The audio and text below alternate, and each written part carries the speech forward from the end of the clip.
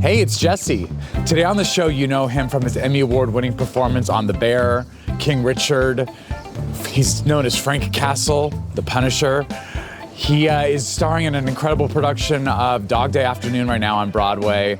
It's my good friend, Jon Bernthal. When I'm playing Frank Castle, like, I'm not out, like, at the discotheque, you know? Like, I'm not, like, eating fucking, like, Chinese food or, like, you know, like, I'm, especially if I know that day I have to be in a really, really dark place. Yeah. This is Dinner's on Me, and I'm your host, Jesse Tyler Ferguson. So today I'm at Lume in the West Village. It's a little local brasserie with a European cafe feel.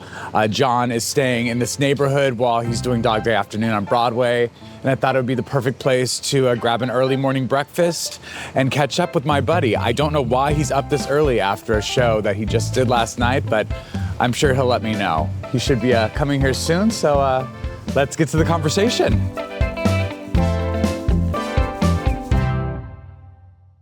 I was shocked when I heard that you were going to be coming in at 9. You know, listen, I'm up early, no matter, like, because I get up, I usually get up and go to the gym, and then I like to talk to Erin right after she drops the kids off. Right. You know, I do the shows, and then Sunday, right after our 2 o'clock show, my truck is parked out front of the theater. I get in my truck, and I drive as fast as I fucking can to DC, and then I'm home for dinner.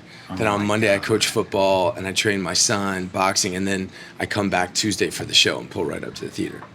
Yeah, You're such a good dad. I don't know about that. It's nuts, though, man. How you doing? Good morning, guys. How right are on. you? All right. My name's Ella. I'll be taking care of you Ella. guys today. Are we ready for some coffee or Yes, something? I want coffee. Okay, excellent. What can I get for you guys? I'll do like a latte, like an almond milk latte. Don't yell at me. Yeah, I didn't say anything. I didn't even judge you yet. I didn't even listen. And it's hard enough to coming. judge. Oh, it's coming. Could I just get, do you have green tea by any I chance? do have green tea. Thank you. Hot green tea. You know what I'm saying? Wow. Everybody said get on the tea, and I was like, I ain't drinking tea. Black coffee. Oh, yeah, I fucking bring on the tea. Thank you, Ella. How are you settling into it? Because I saw you, you know, kind of at the apex of the creative process, you know, where you're working up to this opening night. And, like, obviously, I hope that night was fun for you. Yeah, it was good. I mean, like, look, man, I think, honestly, Jesse, I feel like this whole thing has been, and I'm trying to be like, I'm not trying to be a douchebag now, but I'm trying to be, I'm just trying to be like dead honest. From the beginning of this process, it's been just like laden with kind of like these landmines. Like it's been like kind of like one small, not to be too dramatic, but one small kind of like disaster after another, you know? And the process was not easy. There was a lot of drama behind the scenes. It has been difficult, you know, like, you know, my dear friend, you know, Eben, like, had to miss the first 2 rehearsals because, like, a Bear schedule, because of, like, filming. There's just been all these things along the way, and the truth is, like, that is exactly what, you know, this guy is going through in robbing this bank. Like, nothing goes his fucking way. And so, like, yeah, and the second, any time in this process where I felt, oh, wow, this is going well, something comes in and it, like, explodes, Right, you know? Sorry to interrupt, No, guys. it's okay. Our specialty here at Lume is our avocado toast for breakfast with a fresh baked focaccia, but you can't go wrong, so. I'm going to get, you got eggs, right? We got You eggs. have eggs, excuse me. Of course. Such a fucking monster. So fucking high maintenance. So I want some eggs, some pancakes, and do you guys? Berries. Yeah. Do you have any like meat, like sausage or bacon or anything? You want to do bacon? Yeah, like I don't see that though. Where is that? Bacon exists. We have it with our focaccia BLT, so we can make some strips. Amazing. You And just some created avocado. your own. Of course. I know. What are you? Build your Listen, own. dude, like you gotta eat. You Just know, I'm go not into the Lizzy kitchen and Caplan, make your bro. own thing. I don't just order everything Right. and not eat it. That's right. I'm gonna get down. I'll eat every bit of it. So Thank you good. very I'm gonna much. have the avocado toast. Look how Alright. simple that was. Sounds good. Okay, but like No. I But want see, you to have also- what you want. Thank you so Yes. much. Thank you. This is, you know, Do you want to dinner go back on into the me, kitchen dude. just Let's go. fix it yourself? Oh, God. No, but you know, like before a gluten-free pancake, that's like I have celiac That's a disease, rare. man. But do you really? Yeah, and I didn't know that. I didn't know, like, I don't know if you remember, but like, I mean, for like the beginning part of my life, you know, like the bathroom was like an emergency type situation. Like, I don't remember it like that part plagued me. You don't remember my I don't remember you having digestional issues. it was like a huge thing. My whole life, I just thought that was life. And when I went to Russia after I got back, I had my blood tested, and they told me I had this thing called celiac disease. Yeah, it's and really they were serious. Like, yeah, it is serious. And they were like, can you not even don't- touch it? It's the whole thing. Yeah, I get allergic to it, and I mean, I get skin reactions to it if I touch it. But and like, you know, think about my brothers making fun of me for that. It's like one was like deciding to be an actor, and then it's like, can I get gluten free? You know, at every fucking restaurant. And the thing is, I didn't. And this doctor told me that when I got back, and I was like, you think I'm gonna stop eating sandwiches and beer? Go fuck yourself. And for 10 years, man, it just was like, I mean, you ask Aaron, it was like running through restaurants, knocking people over, trying to get. And that's just what I thought going to the bathroom was. And then I actually came to New York to audition for a play. And I had a callback. Callback was 2 weeks later, and I lived with my mom in D.C. for those 2 weeks. And she's like, let me just cook you all your meals gluten-free. Will you just try it? I'm like, fine, Mom. And literally, it changed my life. So, yeah, I don't touch it now. I had no idea. Yeah, man. Yeah, man. A little I insight. love that little tidbit about you, because you are like that. I mean, I know you probably rage against that piece of yourself. But I follow. I'm very strict about it. It's no joke. Well, good for you. Yeah. Okay, so I was going to ask you though, are you, now that you've opened and you've settled into some sort of a run, are you enjoying the process? Yeah, you know, like to be able to be terrified at this point in my career and at this age in my life, I think is like so fucking healthy. To like take that step. My favorite place in the world is like hanging out backstage, like right before I go on. Like at half hour, I'm there. It's like the only time where I'm like alone. Like I don't, you know, everybody has their rituals. I just like being alone and being like, you're about to fucking like take this fucking step. It does feel like I'm going into a fight, and I love that. I love that, like, there is that moment of, like, fuck, am I going to be, like, you know, because, you know, like, I'm not up there alone, but, like, once I'm on, I'm fucking on, you know, and so I think there's that.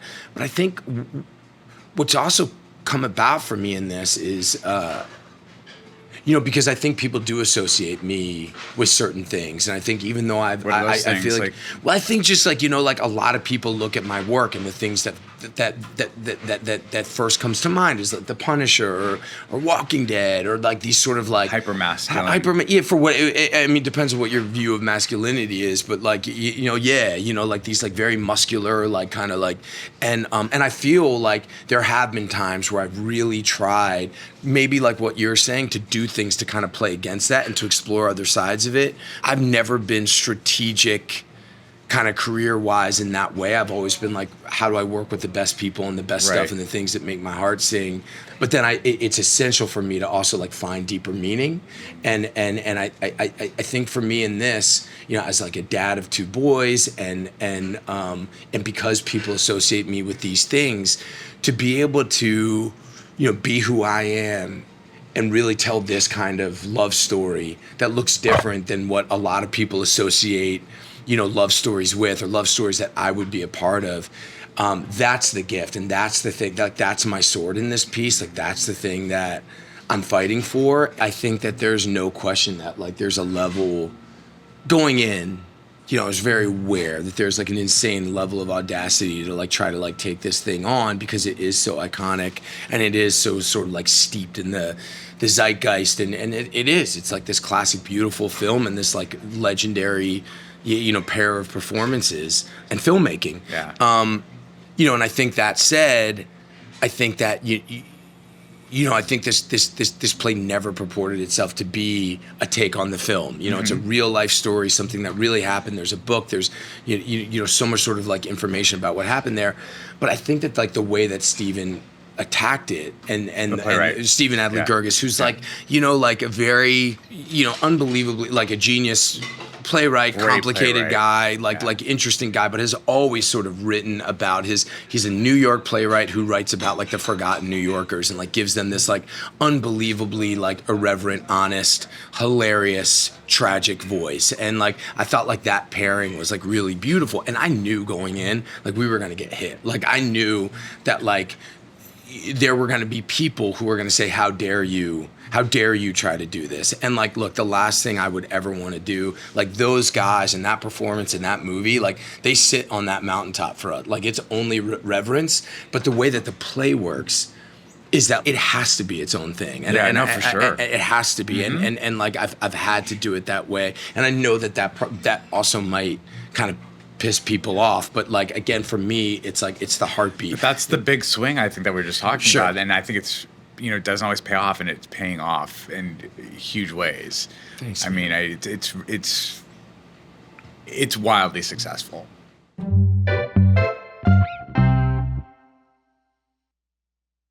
I was really just blown away by you, and like also hearing that you fought for it really. I don't know. I mean, of course you did, and I think that is something that we obviously have to do. Fight for these things that people don't necessarily see us as. Did you? I mean, I feel like I also read somewhere that you had to fight for King Richard too, pretty hard. Oh yeah, and that that's also a role that I feel like when I look at that's not. It doesn't line up with the roles that you were kind of known for. No. But then also, it very much lines up with the role that I met you doing. Sure. Because 20 years ago, we haven't even really talked about it, but like we did the show called The Class, which was a 1-season sitcom that sort of sits like in our careers, I think, in sort of this like almost like invisible pocket. Like not a lot of people know about it. And it's very like blink and you miss it kind of thing, but super formative for both of us in crazy ways. I mean, for me, it was my first time having a TV job. Me too. It was the first time I was entrusted with something big like that. And like, I felt like I had a real person job. And, being with this cast of people that, I, again, came from the theater world. And here I was with like people I just felt like I would never encounter, like Lucy Punch and Lizzy Caplan and you and like, Jason, just Jason Ritter. And I had people from the theater world like Julie Halston, who plays your mother, and Sam Harris. Like some of those people were like familiar to me, but like all these other David Keith, David Keith, like again, like like what the fuck? How am I in a scene with David Keith? I mean, and that role is sort of like I see glimmers of that role. I mean, obviously you've grown so much as an artist since then, but like, I saw glimmers of him when I watched King Richard, and I see glimmers of that in Dog Day Afternoon, even. Just that willingness to be goofy and silly. And well, I mean, Jesse, you and me, I mean, it was like, it was, man, formative. It's like not, like that show, like that experience, like, I don't know. It's everything. It's like, it's kind of, it's like the baseline sort of for everything. I felt the same way. Like, holy shit. Like every day was like, you're still just so full of that, like, pinch me, what the fuck am I doing here? Like, I'm allowed to just drive onto the lot. Like, I have a parking spot. Like, I have a dressing room. Like, and like every part of it was magic. Walking to lunch was magic. Walking around with the dog, throwing the football, going to like the Warner Brothers gym. Like these. Do you remember training me at the Warner Brothers gym one day? Like, we both ended up. I don't know if you remember this. I don't remember that, but it's so on brand. Yeah. It was only like for like.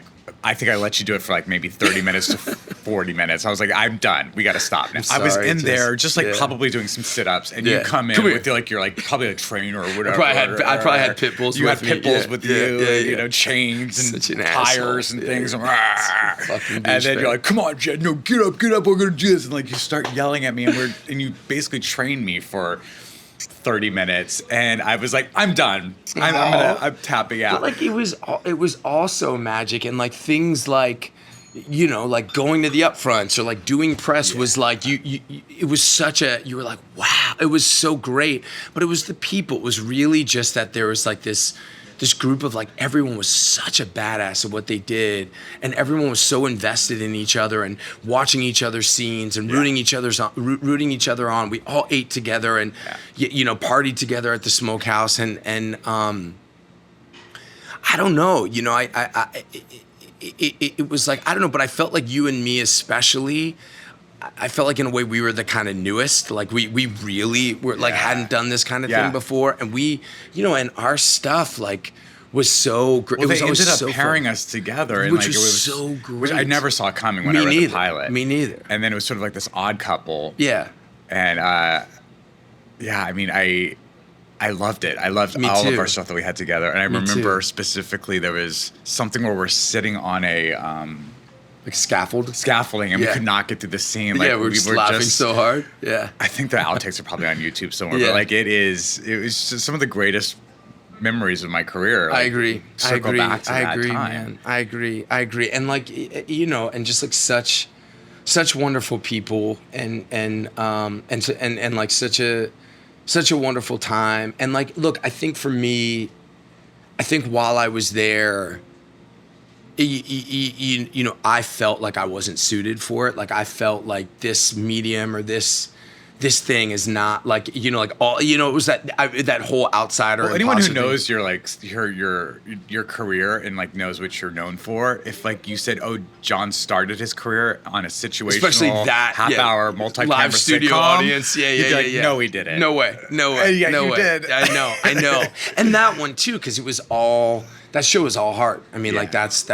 that's what it was, and like, I don't know, I just like. There are certain things that you do in your life and certain people that you meet and you know, I don't know whether it's the alchemy of like the human beings that are there or the project or the time, but like it's indelible. It's like they're in your heart, they're in your soul forever. And it's like I see you, no time has passed. I feel that way with everybody on that show. I wish I just got to see people more. I just wish that there was more of it, you know. Wait, so you're saying you didn't feel like you were? I just felt. I just think that. I think that I just felt that like, you know, like it was almost like a fluke that I got in. You know, like I felt like I didn't. It's not like I ever in a million years, because you remember like during that time I was like auditioning for the Pacific. I remember like being outside. I think we were like on the lot and I was like, Jesse, just hey, let me just do this monologue for you one time. And you're like, Jon, you've done this for me. Like, just watch it, just one time, watch it, like a fucking psychopath. And I like worked up, and like I just think that I thought that like my skill set or whatever would lend itself to a different medium. Like I remember kind of like having that conversation with Andrea, just like saying to her, like, I don't know, like I feel like I might be able to do this, but I don't know that I would be able to keep doing, and who knows, like how different things would have been if I had been able to go do another kind of like comedy, or if that show had gone. Yeah, exactly. Let's fucking go. I mean, see that you not need- one you have pancake, 9 but plates 2. because that's all right. there's- Don't judge it. Everything's wow. There's 3, huh? Shit, might have bitten off a little more Look than at I can this. chew here. Jesse. Thank you Thank so you. much. There's Oh, a man, look plate at number that. 4 for Jon. Thank We you. have Plate number bowl. 5. Bacon, amazing. Oh my God, 5 Look, plates. I'm just gonna dump this on here. Look, see how I do Oh, this? Look at this excellent. monster. I'm gonna give that to you back. Thank you. Now what are you gonna do? Listen, I don't know You if still people have really. 4. You still have 4 plates going. I know, but I feel like maybe like on this, like Your I'm little- not your gonna little pot be. of jam? I'm not gonna be the least bit self-conscious. No, I don't want you to be. Because I'm on this very weird fucking eating schedule, Jesse, with this play. Like I don't eat. I eat breakfast, and that's kind of it. Yeah. You know what I mean? And part of me was like, you know, maybe what I'll do is I'll go eat something, so I'm not like a complete fucking barbarian on his No. show. Can you But I'm just imagine? gonna be the barbarian. All right. Be the So don't be barbarian. mad. I'm not mad at you. I'm happy you're eating. You know what I remember? First of all, is Boss still around? Boss is not around, but you remember how great, how Boss special. was your first dog. He was my first dog. Pitbull. He's a man, and Boss and Venice. Remember, he had that little sidekick, Venice. Yes, yeah. But Boss, you know, was with me. He was on set every day of The Walking Dead. He was on, you know, every set. You know, he crossed the country like 50 times, Oh no my leash. God. Wolf of Wall Street. He was on set. I ended up doing a play in L.A. called Small Engine Repair. And then this play went and moved to the Lortel here, and I couldn't do the play here because I had to go do that movie Fury. Right. But Boss was backstage every day when we did that play, and he was just a real huge part of it. My friend John Polano, who's a beautiful playwright, director, and actor, 10 years later, we did the movie version of Small Engine Repair in New York. And he said, look, and boss was like on his last legs. Like they had already gave him like a month to live, and he had already gone a year past that. But he had really bad cancer all through his body. He was 15 years old. But he said, look, boss like needs to be in this movie. So we drove him across country. It was in upstate New York, and he was like the most pampered member of the cast. But I tell you this story because right after that, I went on to do, I think, the Sopranos movie in New York. And boss went down to D.C., to get him out of New York while I was shooting The Sopranos. And now he's just, it had been like 2 months since I'd seen him. We had finished this movie. He did such a great job. And Lauren and I, we worked until like 3 a.m. one night. And I said, let's go down to DC and go see boss, you know? And we like rolled down there and we saw him. It was so great. We took him to the river. He swam. We had this great day together. We went to sleep. And then the next day, Lauren left the house with Bam Bam to go take them running. And I went out and I was just sitting on, outside on this rocking chair, and boss like came trotting over to me, and it was like this beautiful day, and it was like he was smiling, and he put his head like right on my lap. He really was like my best friend in the world, and he put his head right on my lap and like looked at me and wagged his tail, and I'm like, what's up, dude? I gave him a big kiss, he gave me a kiss, and he just like jogged off into the woods. I went upstairs and I got in the shower, and then it hit me, and I was like, oh man, he was saying goodbye. And I hadn't seen him in 2 months. And I was just there with that one night. We had that one perfect night together. And then I walked downstairs and I found him, and he was gone. And I like, you know, I was like alone in this like with the sun and the trees and I just was like crying. And I was like, but then I was hit with this like overwhelming sense of gratitude. Like what a great like thing we had all the way to the like this fucking guy. He even went out. He even died perfectly. He even died perfect. And then like, yeah, that was boss. So yeah, rest in peace. He's with me, man. Like that dog was like 101, man. Yeah.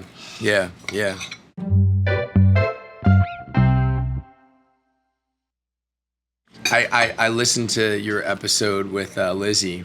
Yeah, it was so great to I mean, it's like Lizzy Caplan. Yeah. First of all, this is such a great thing. It's such a cool way of doing it. Yeah. And I really love the podcast, but like I really felt like I was with you guys. Yeah. And I love her so much, Me man. Too.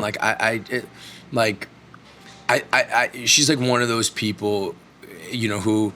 And you too, man. Like that, I think, like, what would they do in this situation? Like, how would they approach this? Like, how would they think about this? And, you know, Lizzy's just like, you know, it's not just like, she always, like, with her work, she always fucking surprises me. There's always a different. Doesn't she always do the coolest? I feel like the minute after the class she's like ended, got the best taste. Like she only does great shit, but it's also like she does great shit, but then she like.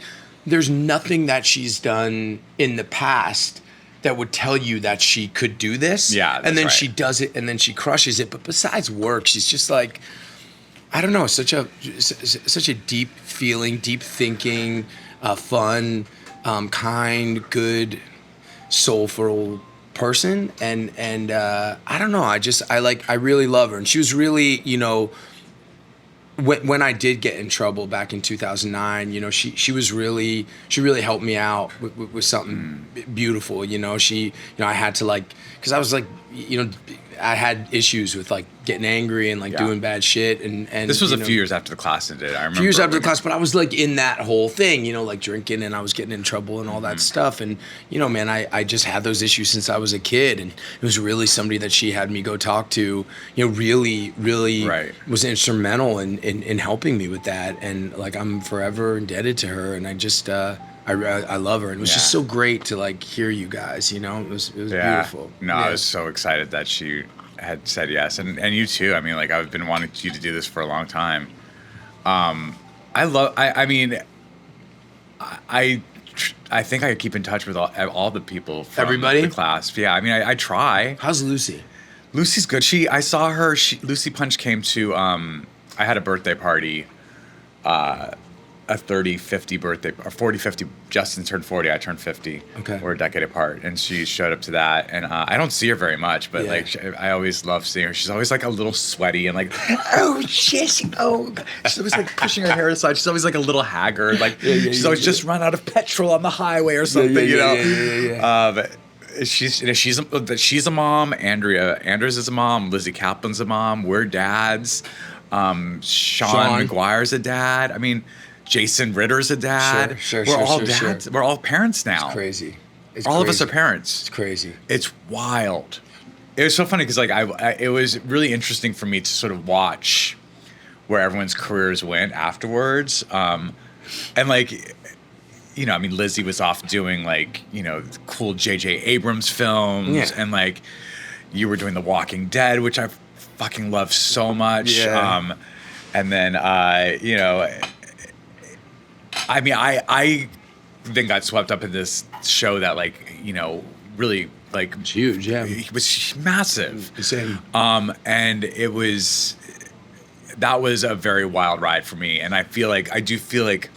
Even though the class didn't take off, just that moment of sort of having this experience in Hollywood amongst people I really trusted allowed me to kind of enjoy the thing that did take off in a way that I don't know if I would have if I had not had something that I loved that didn't sure. work. I mean, like I think about that all the time. I mean, it's kind of like what I was saying about this play and like the lumps, and like the lumps are really important, man. Like they really are. And like we were like, I mean, I didn't know shit about fucking ratings or like how it worked, but I just was like, okay, so what does that mean? What does that mean? So we're up or down? We're like, well, that's down. Down's bad. You know, like we were so attuned to it. And what was cool again was like, it wasn't just like, wow, we want to keep working. We're actually like making money now. We can support ourselves. We're out of this. It's like we loved each other and we wanted to keep making the show, and we believed in the show. We believed in the relationships. We believed in our characters. We really wanted it to keep going.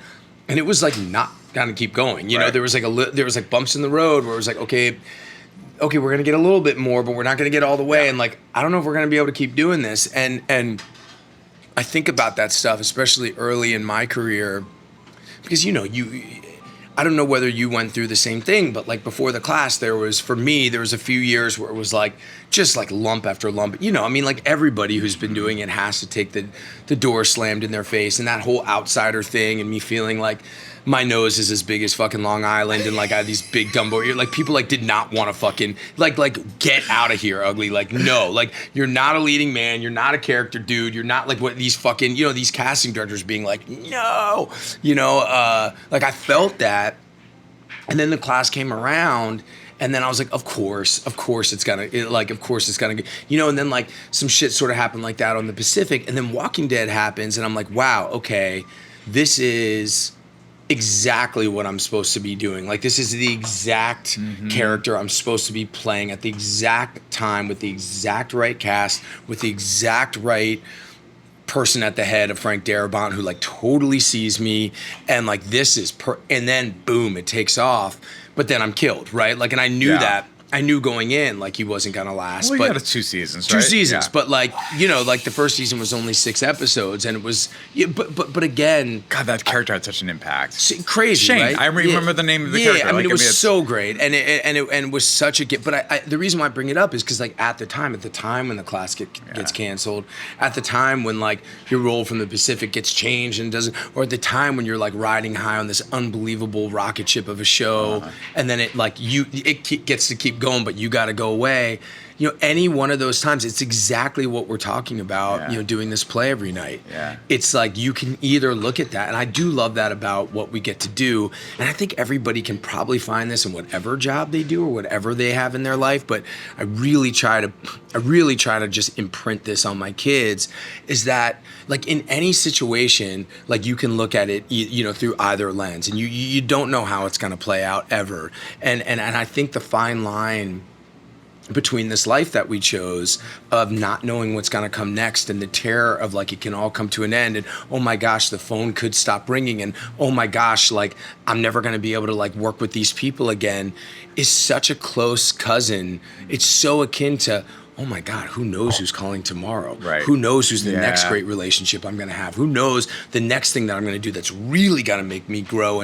And I've just had enough time in the box now to know that it's always too soon to call it. Like, you can't judge it in the moment, and, like, you got to see, and the lumps end up being really, really big gifts if you look at them right. Well, I mean, did you ever imagine that, like, something like The Punisher would, like, parlay into like a few different spin-offs and like your own show. And now, like, didn't you write on the new one? This last one. So Eben and I wrote this sort of standalone Bear.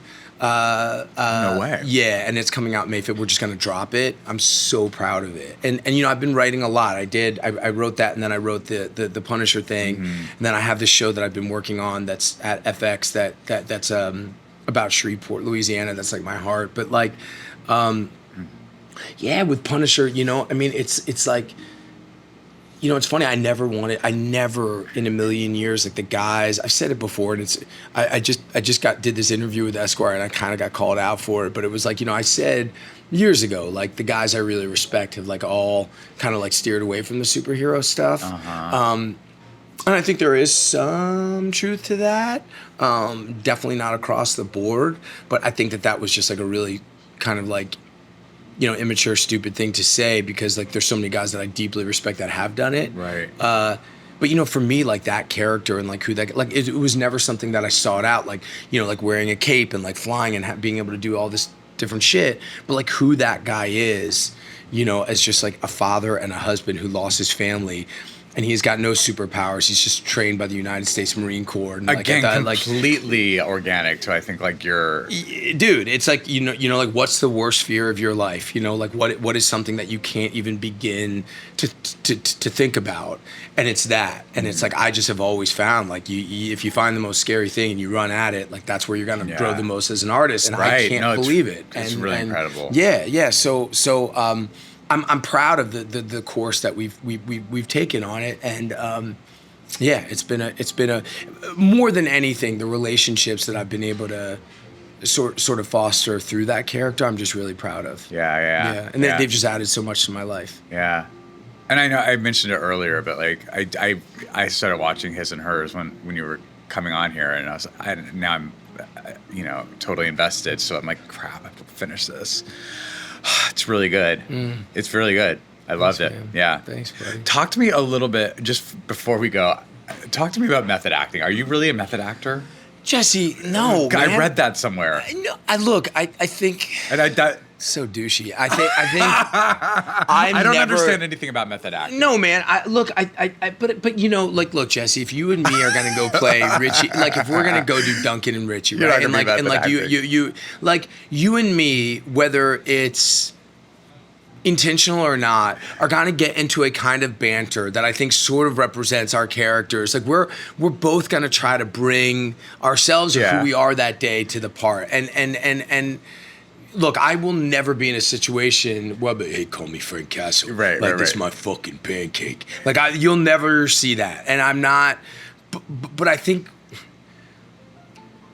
what I do is I think especially on camera, you know, it's all about like the proximity to, you know, like you got all these people working super hard for just like these few seconds between action and cut. Yeah. Those seconds are sacred. Like all this time, all this energy, all this money, right? It's like, it's all about that time. So just the same way that like we wake up in the morning and we're like careful of our voice, like we are that time when we step on, that's sacred. So it's like, what do you have to do to kind of get in there? And so like in each thing is different, but I will tell you that like, yeah, when I'm playing Frank Castle, like I'm not out like at the discotheque, you know, like I'm not like eating fucking like Chinese food or like, you know, like I'm especially if I know that day I have to be in a really, really dark place. Yeah. I'm not seeking out conversation. I'm not, you know, that makes sense to me. And look, there's times where I've gone really extreme with it, if that's what kind of like the part calls for, if that's what the movie calls for. And I think if there's an infrastructure in place, like when I did that movie Fury, the whole movie was designed that way. Like the whole experience was designed to like psychologically like make no difference between like life, what's in life and what's on film. And he wanted like the darkest, most depleted, stripped down versions of us. And you know, and I'm down to play along. Like, what an opportunity. What an opportunity to go live on a 75-year-old Sherman tank and, like, do it for real. Like, fuck yeah. Like, shit and piss and eat in the tank. Like, when else am I ever going to have that experience? Yeah. And it's not, like, what I find confusing about method acting and people who, like, take it, I think, a little bit too far is it can be really loud. I think a lot of it sometimes is, like, kind of telegraphing, like, see how hard I'm working? What'd you do? Right. I did 100 push-ups before this scene. How many did you do? Like... I think that is kind of absurd, and because I think at the end of the day, like if your shit is making any, at the end of the day, we always just got to remember that we're human beings. Like that, like I remember Cherry Jones spoke at ART when I was leaving, and she said, you know, the 3 most important things about being an actor is always live within your means. You know, don't get a big paycheck and go spend it. Yeah. I don't know if I followed that well. Never let your personal happiness and your career success be related. Keep them fucking different. And I think I would imagine that both of us have been able to like do a pretty good job with that, you know, just the way that we were raised and the way that we live our lives. Yeah. And the third one is to always remember it's all about the people that you meet along the way. Like at the end of the day, it's the relationships. It's like that's the true gift of this thing. And I think whatever your methodology is, it's got to be inclusive. It can't be like I never want to put a wall between you and me, and I never want my process to impinge on yours. And if you have a process and I can be a part of that, like let's roll. Like let's see. I think ensemble and the other person is always more important than you know the self, and that's where you get stuff that's like 2 people can always do something more special than one. No, I relate to all that. So yeah, dude, I'm not a psychopath, you fucker. Well, no. I mean, I'm my own guy. You know what I mean? Like you are. You're just the right amount of psychopath. Thank you, buddy. And I love every morsel of it. Thank you, buddy. I really appreciate you doing this. Oh, are you kidding and me? The next time I love spending the time with you, man. Well, I would like to have done this without a whole setup. They're not. We'll do it again. You motherfuckers aren't invited. You know what I mean? Yeah, we'll do it again. I got so much to ask you. And there's more to talk about. Yeah. This episode of Dinner's on Me was recorded at Lume in Manhattan's West Village. Next week on Dinner's on Me, you know her from Desperate Housewives, The Lincoln Lawyer, and Only Murders in the Building. It's Ava Longoria. We'll get into her sharp instincts both in front of and behind the camera, the journey from modeling to breakout roles to producer and director, and how she's redefined what it means to be a powerhouse in Hollywood.